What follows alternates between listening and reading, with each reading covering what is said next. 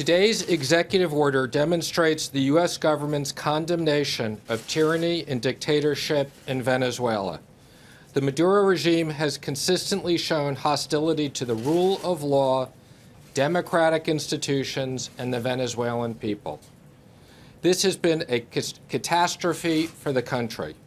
Nicolás Maduro has financed his regime by hollowing out Venezuela through economic mismanagement, corruption, and the assumption of onerous debt. Let me be clear.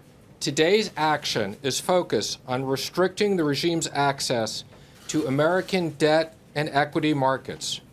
Maduro may no longer take advantage of the American financial system to facilitate the wholesale looting of the Venezuelan economy at the expense of the Venezuelan people.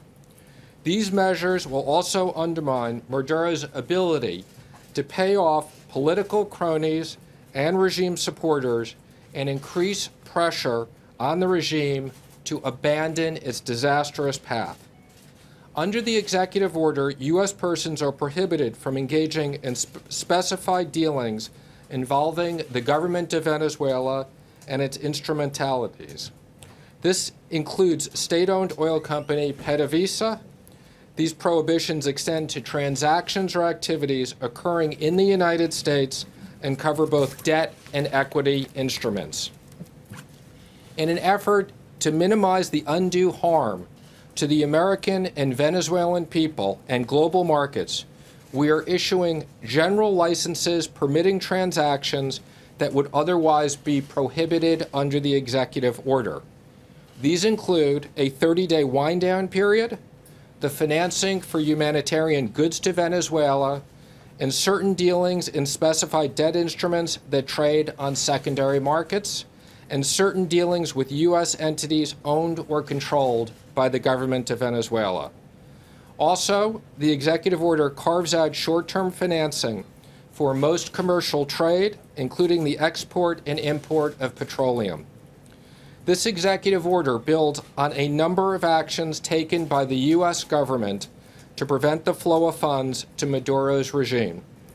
On my first day in office, I was here with you at this podium where the Treasury Department designated the Venezuelan vice president under the Kingpin Act, and this year alone, we have sanctioned 30 Venezuelan officials, including Maduro himself.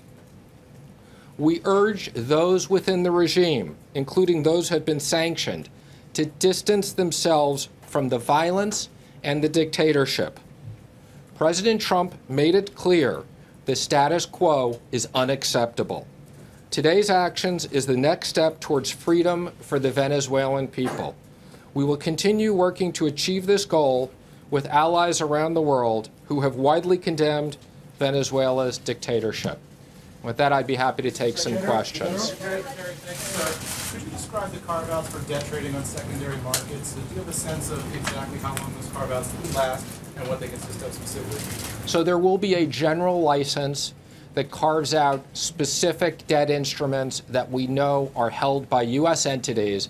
So we want to make sure that U.S. pensions or U.S. fiduciaries are not hurt by this, and if they want to sell their bonds, they can do so. But this will limit any new investments. Question for both of you. General McMaster, the President had indicated that military action was on the table. Is that still the case given this new round of sanctions? And can you talk about potential concerns about the impact this could have on the broader region there and the economic crisis that's already in place? Well, I'll let the General comment first on military actions, and I'll comment on that. Well, the President directed us not just to develop plans for the current situation, but to anticipate the possibility of a further deterioration within Venezuela. As you know, the Venezuelan people are suffering tremendously, suffering more and more every day as they see democracy distinguished and this autocratic regime put in place. And so the President said, if things get worse, how could they get worse? And what are a range of options available to him that we could take in concert, certainly with our partners in the region. And that includes military actions. On the economic front, I would say our plan has to continue to turn up the heat on the Venezuelan government. And these specific actions we've tried to balance, things that don't hurt the Venezuelan people, so we have made sure that humanitarian efforts are still allowed. We've also made sure that certain U.S. entities can continue to trade. But we view that this will have a significant impact, and in no way do we want the American economy and the American financial markets to continue to finance these activities. Thank you, sir. This is a pretty strongly worded statement, and you describe President Maduro as a dictator who disregards the rule of law and things like that. I'll ask you again, because I asked you this last time you guys were up here on this subject.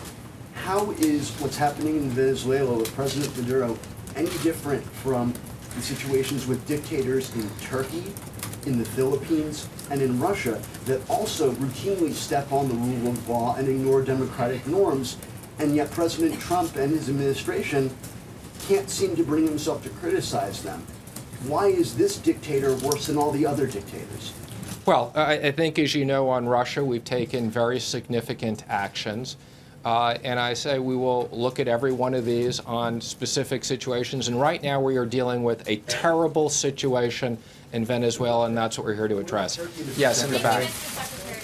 You've said recently that you're working with congressional leaders to push for a clean debt ceiling hike, but the president said yesterday that he wants to attach VA reform to the debt ceiling. So I'm just curious whether you feel you're on the same page on that front. Sure. Well, let me first assure you the president and I are completely on the same page, and we're speaking on a regular basis on this. We had a meeting with the president and the vice president yesterday in the Oval Office.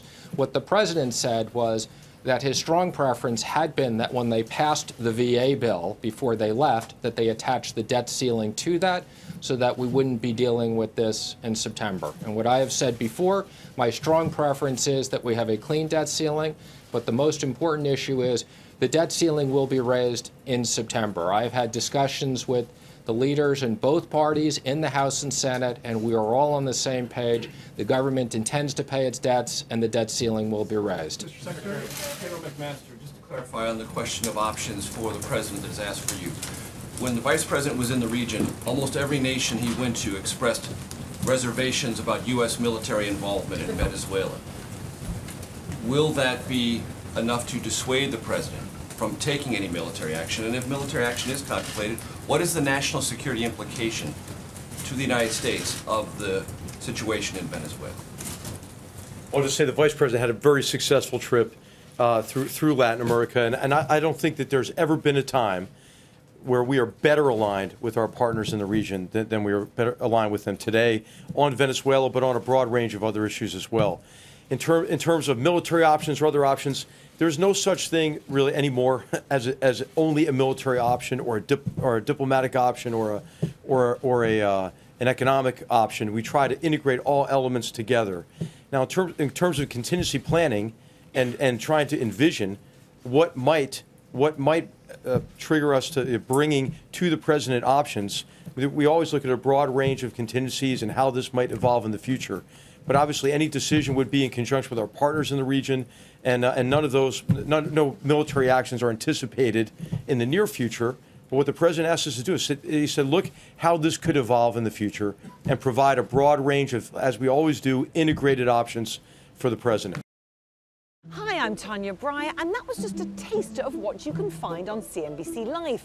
For more award-winning content, just click on the videos. And don't forget to subscribe to our channel. Thank you so much for watching.